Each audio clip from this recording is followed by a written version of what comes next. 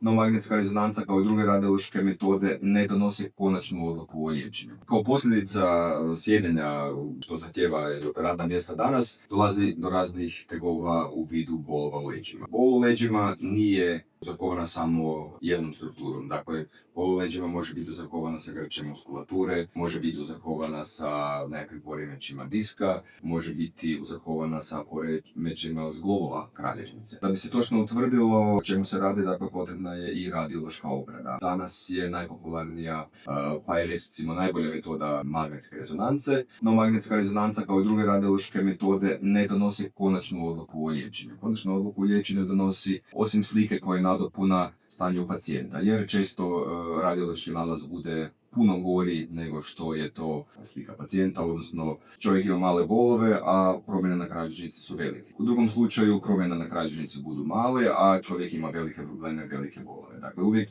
je potrebno liječenju boli u leđima, to je križobolje, pristupiti holistički, dakle uzimajući u obzir kliničku sliku, dakle simptome pacijenta i radiološke nalaze, kao i neuroradiološke nalaze ili pak recimo MNG.